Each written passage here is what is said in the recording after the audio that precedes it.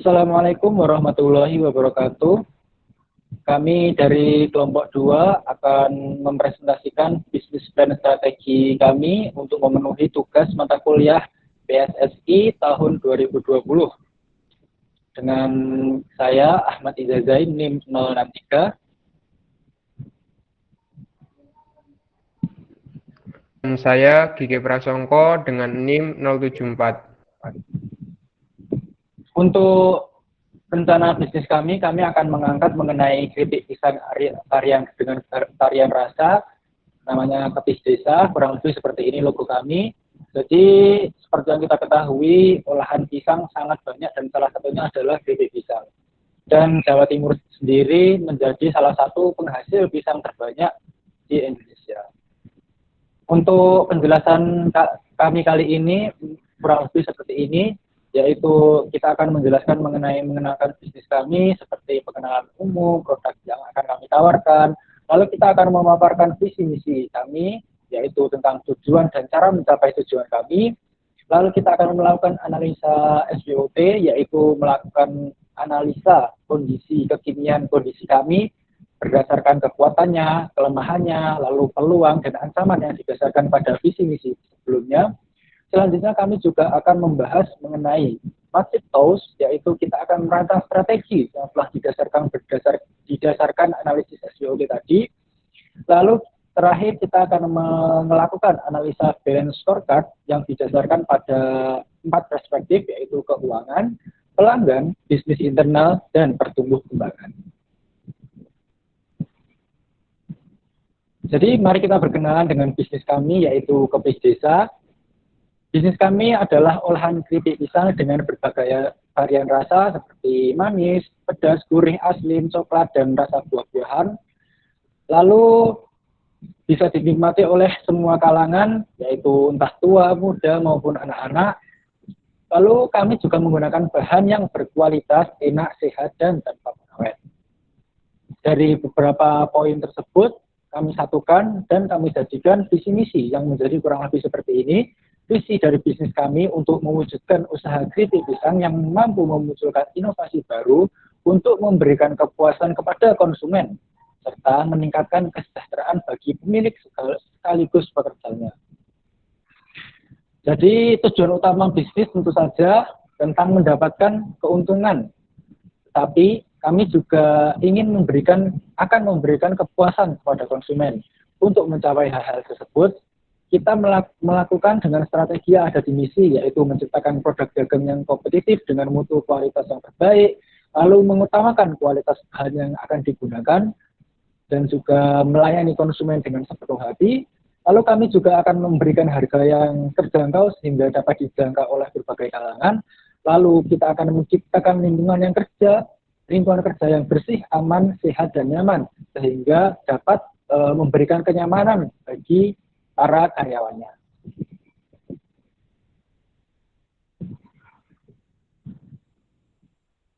Selanjutnya kami akan memaparkan analisis SWOT dari usaha kami, yaitu tentang kekuatan, kelemahan, peluang, dan ancaman dari usaha kami yang kami dasarkan pada visi misi. Untuk kekuatan yang kami miliki, tentu saja yang pertama itu adalah harganya yang terjangkau oleh masyarakat. Lalu selanjutnya memiliki rasa produk yang bervariasi. Produk kami juga memiliki daya tahan yang cukup lama. Lalu kualitas produk kami akan terjamin karena pemilihan peran penting pemilihan bahan baku. Lalu selanjutnya untuk kelemahan dari produk kami, yaitu kemasannya masih plastik, sehingga mungkin produk tersebut apabila ditindih itu mudah patah, atau lalu peralatan produksi yang masih manual dan terbatas karena masih rintisan awal. Selanjutnya untuk jangkauan distribusi produk yang masih terbatas. Selanjutnya mengenai peluang dari pengembangan bisnis kami nantinya, adanya sebuah inovasi produk yang bisa bertahan di masa mendatang karena tadi memiliki rasa yang bervariasi, tentu saja masih akan bisa terus berkembang. Lalu kita juga bisa berjualan beriklan melalui media sosial, lalu juga ada e-commerce dengan secara gratis. Lalu kita juga akan memanfaatkan relasi, entah teman, keluarga, dan semacamnya untuk membantu mempromosikan produk. Lalu selanjutnya kita dapat menciptakan berbagai relasi melalui sosial media, kurang lebih hampir mirip seperti sebelumnya. Tapi untuk relasi di sini kami lebih fokus kepada bagian pembantu untuk pemasok atau bantu alat dan bahan semacamnya. Selanjutnya untuk ancaman, ancamannya muncul dari camilan kekinian yang diproduksi oleh perusahaan besar, biasanya lebih menarik. Lalu kenaikan harga dari supplier akibat kenaikan harga bahan baku. Jadi karena harga bahan baku itu mungkin kadang naik, kadang tinggi, kadang rendah, itu bisa mengganggu harga nantinya. Lalu apabila permintaan meningkat secara mendadak, memungkinkan kekurangan stok karena produksi cukup lama dan kualitas bahan baku yang tidak menentu. Selanjutnya mengenai matrik TOWS akan dijelaskan oleh teman saya. Waktu dan tempat saya persilahkan. Ya, terima kasih Iza atas waktunya. Di sini saya akan menjelaskan mengenai matrik TOWS, yaitu menganalisis faktor-faktor eksternal seperti threats dan opportunity, kemudian faktor internal yaitu weakness and strength. Nah, di sini matrik TOWS ini semacam persilangan dari analisis SWOT tadi, dan hasilnya seperti berikut.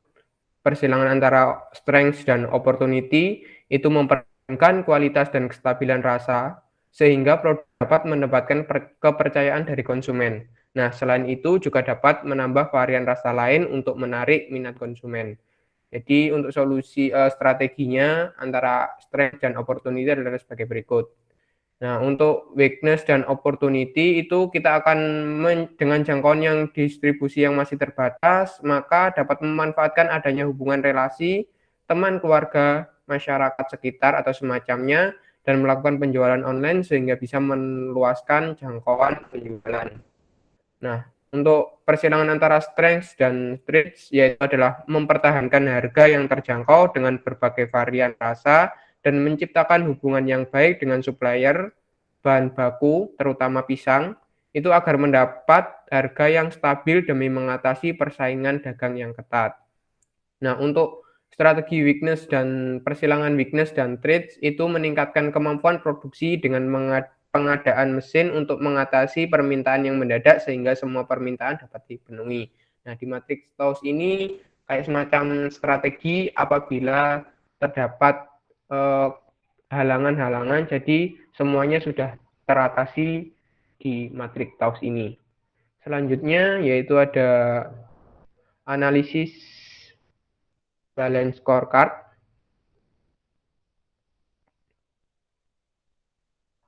Di sini analisis balance scorecard itu kan strategi manajemen untuk meningkatkan, mengidentifikasi dan mengukur beberapa fungsi internal maupun hasil eksternal dari sebuah bisnis yang diharapkan mampu menjawab kebutuhan melalui sistem manajemen strategi kontemporer yang terdiri dari 4 jenis perspektif. Nah, di sini ada perspektif keuangan, perspektif pelanggan, perspektif proses bisnis internal, dan perspektif pertumbuhan dan pembelajaran. Nah, next kita ke perspektif keuangan. Perspektif keuangan merupakan tolak ukur finansial yang sangat penting, tetapi tidak cukup mengarahkan ke kinerja dalam menciptakan nilai bagi.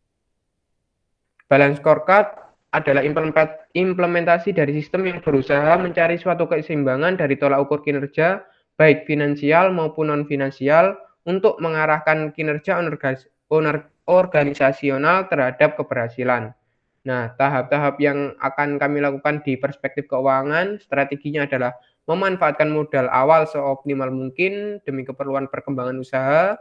Yang kedua, jika dalam pendirian usaha kekurangan modal, kita akan mencoba mengajukan penambahan modal seperti mengadakan kerjasama atau investasi dengan pihak-pihak tertentu. Kemudian yang ketiga itu menjaga keadaan keuangan agar tetap stabil dan melakukan penghematan di berbagai kebutuhan sehingga mampu mengembalikan modal awal lebih cepat. Dan yang keempat ada merancang strategi penjualan untuk memperoleh laba yang maksimal. Selanjutnya, kita ke perspektif pelanggan, yaitu pasti bisnis akan melakukan identifikasi pelanggan dan segmen pasar yang akan dimasuki. Nah, segmen pasar merupakan sumber yang akan menjadi komponen penghasil tujuan keuangan dalam suatu bisnis. Nah, di sini kami akan melakukan strategi pada perspektif pelanggan, yaitu menjangkau ke segala usia dan mencoba menawarkan dengan harga yang ekonomis tetapi kualitas rasa tidak kalah bersaing. Yang kedua, kami akan melayani pelanggan dengan sepenuh hati agar pelanggan merasa puas terhadap pelayanan kami.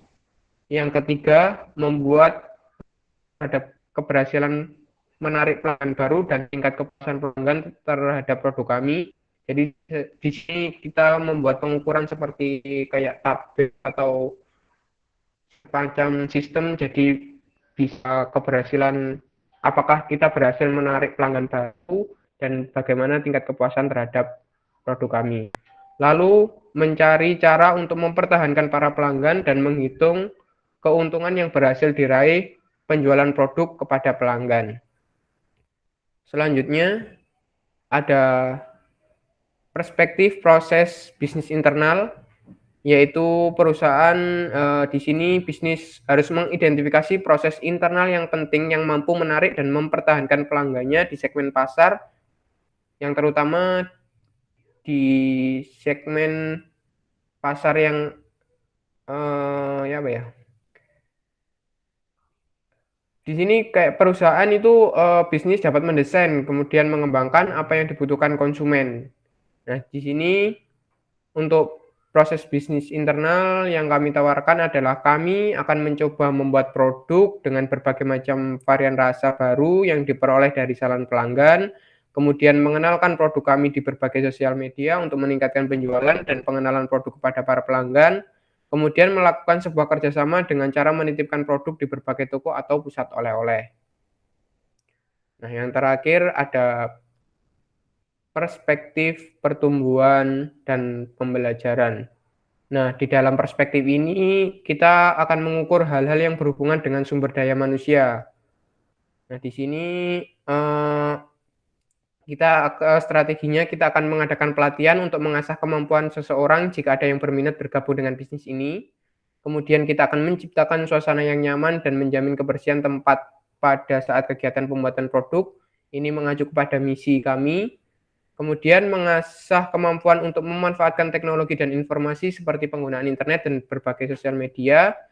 Dan yang terakhir adalah selalu memberikan motivasi dalam menjalankan usaha dan membangun kepercayaan bahwa usaha ini akan berjalan dengan baik sehingga bisa menghasilkan keuntungan yang maksimal. Di mana tetap setiap semua usaha pasti menginginkan keuntungan yang maksimal.